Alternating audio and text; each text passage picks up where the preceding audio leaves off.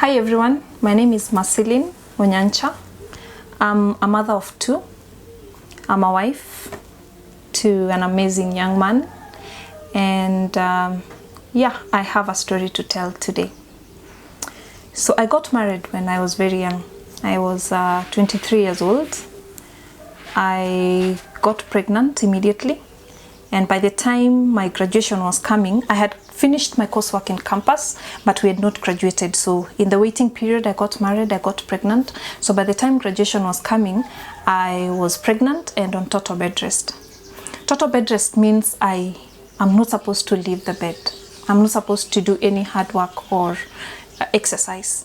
So it was tough. You are newly married, you are pregnant, you need to do a few things in the house. It was a difficult pregnancy. For the 9 months, I was on total bed rest and I delivered. Now, my story begins with delivery. It was a very bad experience. I know labor is not interesting. It's the most painful thing that a woman goes through. But now for me, women will tell you that when you're in labor, you have contractions. And these contractions come after some minutes, or others it can start from 30 minutes, and then the gap reduces until it's around a minute, roughly a minute, before you get to push and have your baby. So for me, for 10 hours, my contractions were 2 minutes apart. Like, it means after every 2 minutes, a contraction was coming, and those contractions are very painful. So I was literally in pain for 10 hours. It was traumatic.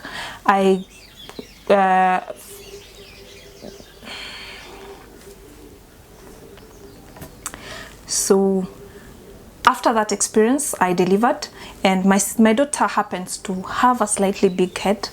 So I had an episiotomy, but it led to a tear. That means after delivery, for the next 2 months, my episiotomy had not healed. On top of that, she has a very small mouth, so suckling and latching was really hard. So I had cracked nipples through that period. And then I had hemorrhoids.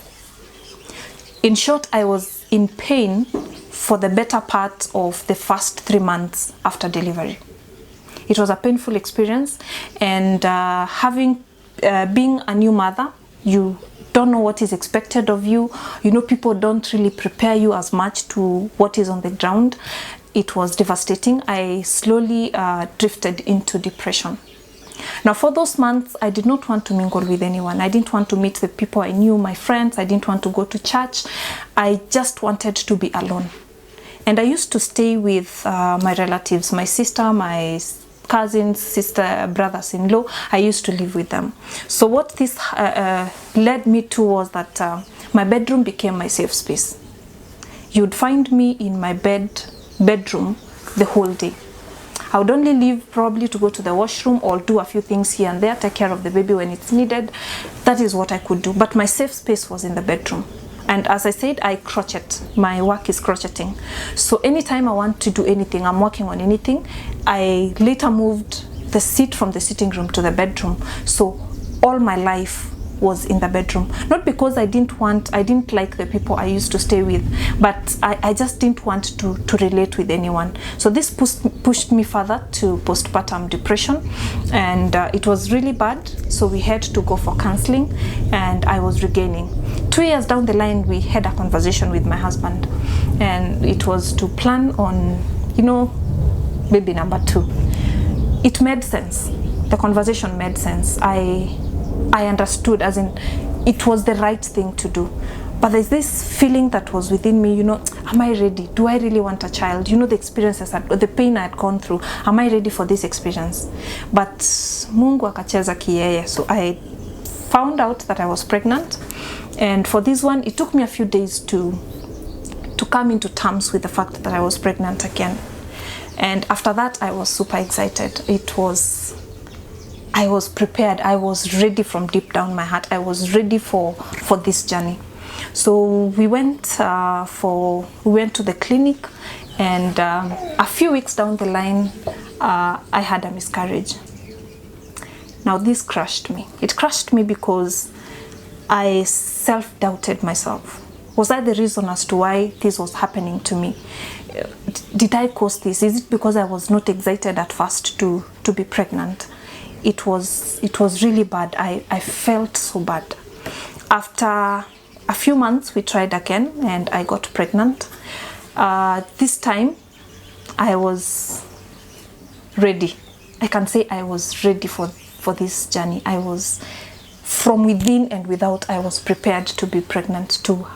I was prepared for another child. But the experience again was not very interesting. I was put on total bed rest again. But one day I decided, let me go to the shop. I used to have a wholesale. So I went to the shop. The attendant that had left there was going for deliveries. So when I came in, she told me, please, nishikilie kidogo, let me go and do some deliveries. I'm coming back. So while she left, a client comes in, a regular. So he comes in, he wants 10 liters of cooking oil. So nikamua sita beba, wacha nisukumi. So I'm pushing this 10 liter jerrycan to the client. Nimemsukumia tu hivi, and then I hear a gush. I was, within minutes, I was soaked in blood. So the client looks at me. He doesn't know how to react. So he looks at me, looks down. I am there, I don't know what to do. It's like I'm frozen. I was frozen for around 2 minutes. So fortunately, he had the exact amount in his hand. So he puts it on the counter, comes and picks the jerrycan, and then he left. So I stood there for another 2 minutes. I didn't know what to do. How do I react? Do I start cleaning? Do I clean myself first? As in, where do I begin from? Then after a while, I closed the doors. I cleaned myself, cleaned the floor, and I decided to go home. I was so hungry. I was so angry. I was so mad. I did not even shed a tear, by the way. I was mad enough not to cry. I went back home, took a shower, prepared for, actually cleaned myself up, and then went back to the shop. I did not shed a tear. I just picked my phone, called my husband, and it was a by the way conversation. Unajua mimba imetoka by the way, and that is it. And I laughed about it, and I hung up, as in it had not sunk. After a few minutes, around 30 minutes, I decided there's a walk-in and an outpatient clinic in the center that I had the shop. So I decided, let me walk in, let me go in and get checked and see what we can do. Because I knew we were not, there's nothing that could be done to save the baby. I knew from the much blood I had lost. So I walk into the clinic. You know, the normal, you give your NHIF card and all those things. I did that. And it's now time to go and see the doctor. So I walk in and he asks me what the problem is. I explained. Actually, before I explained, you know, that there are these forms that you fill. It was my first time in that clinic. So, and the question was, how many children do you have? I said 1. How many times have you been pregnant? That is when it hit me. It was like a brick of stones. I have been pregnant 3 times. I have 1 child. I did not say anything. I stormed out of the hospital, went back to the shop. Now that is when I broke down. But it had not really sunk so well.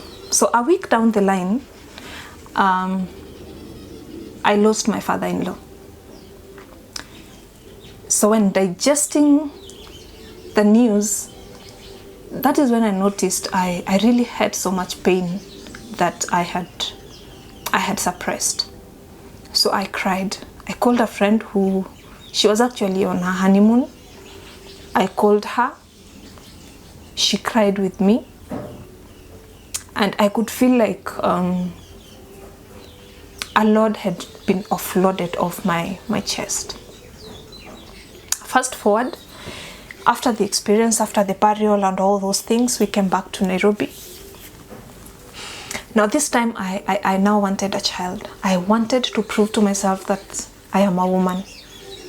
I know it's insensitive to say that, but that is the feeling that usually comes. You want to prove to yourself that you can carry a child to term.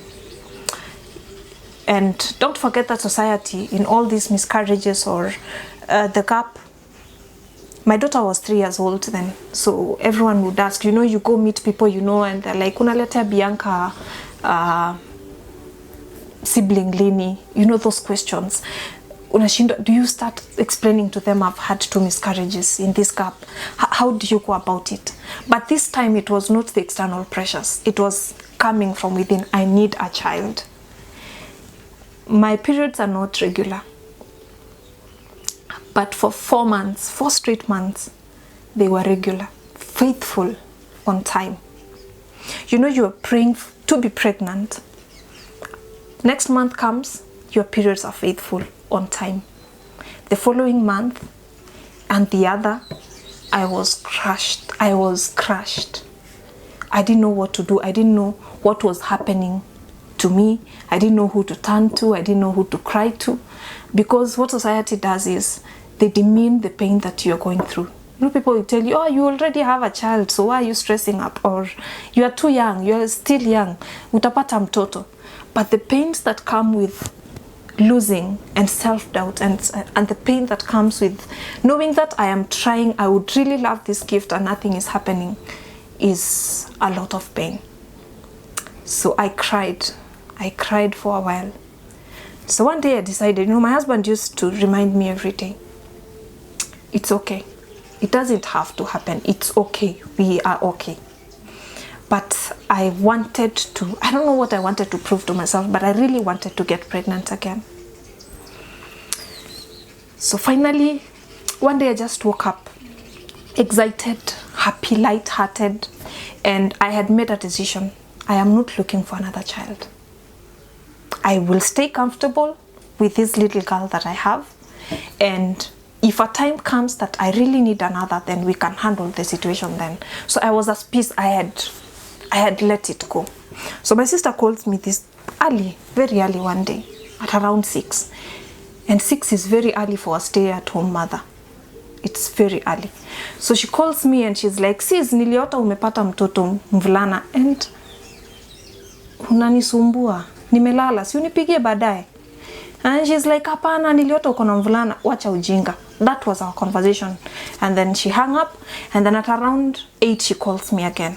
Nimeongea na madhe, tumeamua tutakuwa tunakuombea. We will fast for you this week. We will be praying for you. They didn't know that I had resolved that it's fine. I don't want to be pregnant again. So we just laughed about it. We talked for a while, laughed about it, and we are joking. I don't want, I want, I don't want. And then 2 weeks down the line, I was puking. I was puking a lot. It was not morning sickness to me. I was puking in the morning, during the day, at night. Like it was a continuous thing. So we decided to go to the hospital. Actually, I did a home kit pregnancy test, and you could see the next line, the other line it's positive, yes, but it's very faint, very, very faint. So we went for a blood test. It was confirmed I was pregnant, and because of the previous miscarriages that I had, so the doctor said you will be put I will have to go to the clinic after every 2 weeks. So I began my clinics really, really early. So every 2 weeks we are going back to the hospital. Then we did our scan at around, I think, 8 or 10 weeks, and we noticed that I was carrying twins. It was exciting. It was the best moment of my life. You know, when you're going back and the conversation is, God is finally wiping my tears, you know. From all these losses, I am going to have twins. So we were excited. We went home. It was interesting, you know, talking about it. How will it happen? How will it be? You know, a mother of twins. Then we went again for another scan. The next time we were going for a scan, the doctor tells us that one of the twins stopped growing at 10 weeks. It was crushing. Sometimes I feel, at that moment I used to feel, am I being selfish? At least there is one baby who is healthy and growing. But I also felt I was prepared for 2. Should I mourn this one that I have just lost? So it was a confusion of excitement, a confusion of pain. And one thing that weighed me down now was, it finally hit my husband. He had been very strong for us. But for this, in every clinic that we visited after that, you know, we did a lot of scans through this pregnancy. So we'd go, and the conversation on our way to the hospital would be, he would always ask, I think up to around 5 months, what if this time tuende tutapata mtoto ameamua kugrow, like God has worked his miracles, as in it was wrong last time, mtoi anagrow. And I could see the pain, the hurt in his eyes, and it was painful.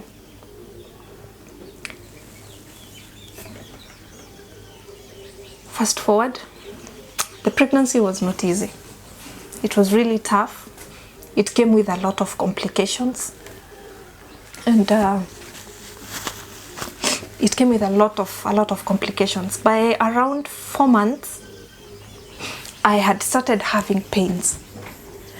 And you remember, I had a condition called hyperemesis gravidarum. This is where your morning sickness is hyper. Like, it's not the normal morning sickness that people have. I could puke blood. You know, you start puking food, you puke bile, and you know how painful bile, or how bitter bile is. Then you puke blood. That is how painful the experience was. I couldn't even take water because my throat was corroded. It was painful to eat anything, painful to take water, painful to even puke again the next time I'm going to puke. So these experiences, plus now at 4 months, I start having pains on my pelvic bone, pelvic area. So anytime I make a step, you know, the movements that you make, it is painful. Anytime I want to turn in bed, it's painful. So at first I thought probably it is something that will itaisha, but after a while it did not. After a while it was actually getting more painful each and every day. So the next time we went to the clinic, the doctor noticed that when I was, you know, when you want to lie on the bed kupimwa, I was struggling. It was painful. So he asked what the problem was. I explained to him. That is when he told me the condition. It's called pelvic symphysis dysfunction. It is a very, very painful experience. You cannot make a step. You cannot go up the stairs. You cannot turn in bed, literally. So every month that was passing, it was getting worse and worse and worse. And to top up on it, my son was really heavy. And I say heavy because I delivered him at 32 weeks. And at 32 weeks, even if you go to Google, you will know that the weight of a child, the average weight of a child at 32 weeks, when you're 32 weeks pregnant, is 1.7. By the time I was giving birth to him at 32 weeks, he was 3.2 kgs. So he was really heavy. That means if I had gone to term, probably would have been an overweight child. So that weight exerted on my pelvic bone brought more pain. So it got to a point that, you know, nikitapika, unatapika, unajisusulia, but there's nothing you can do to yourself because you can't do the cleaning yourself. You can't take care of yourself. It got to a point that I have to crawl to the sitting room.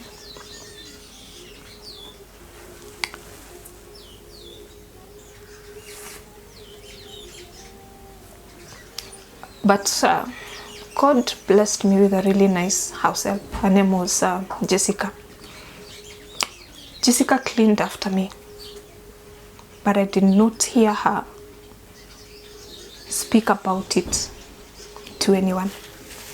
I did not see her attitude change towards me.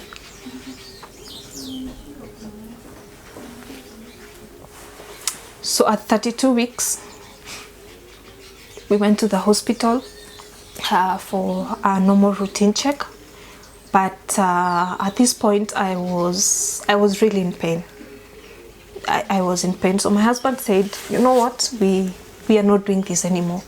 It's either an emergency CS, or we just do away with the pregnancy, because the pain, you could see the hurt.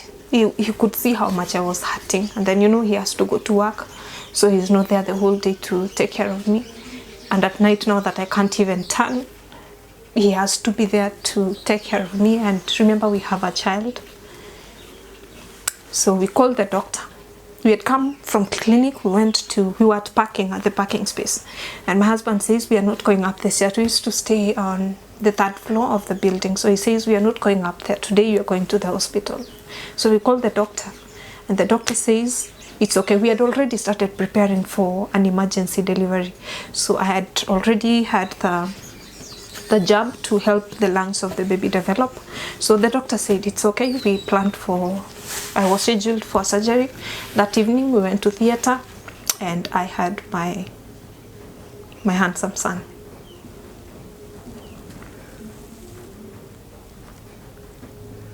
Now, apart from the pains of these losses that I had, apart from the difficult pregnancies that I had,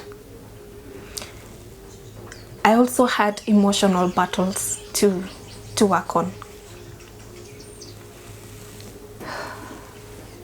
I had to reassure myself over and over again that I am not worthless. That was the feeling that I had for a very long time. I felt so worthless. I felt like a burden in this amazing young man's life. You know, when you have a really good spouse, very supportive, always there for you.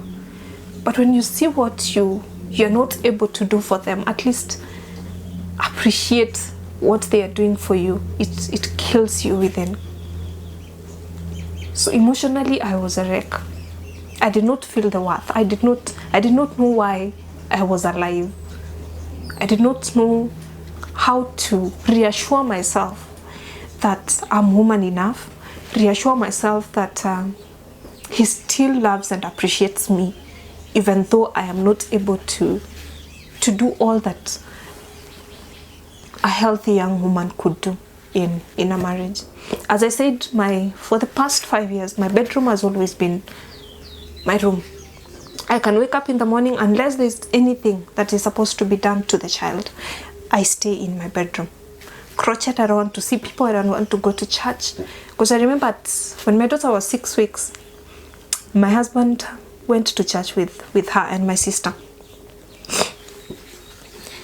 And they could come home and, you know, someone would call you friends out of a kind heart. Mercy, why are you not coming? Mama, see what is happening. I know those questions used to push me far away from fellowship. Someone actually commented sometimes, since uolewe naona kijana wetu anasumbuka sana. How do you leave your husband anakuja kanisani peke yake? And it was the most painful statement I've ever had. You know, I am trying my best, because if she had taken time to be sensitive, honestly, I had even tried my best that morning to make that decision to leave my house, my comfort zone, to go to church. The insensitivities that come with the people, you know. And I say church not because church is a bad place. I say church because my life, as you can hear, is within my house or when I go to church. My friends are basically from church. So that is why I'm saying church. But it was becoming hard for me to fellowship. At some point we changed churches.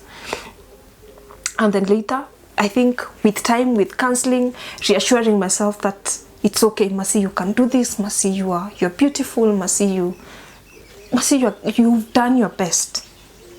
You are a strong woman. Coming out of all these pains and everything that you've gone through, Mercy, you are a strong woman.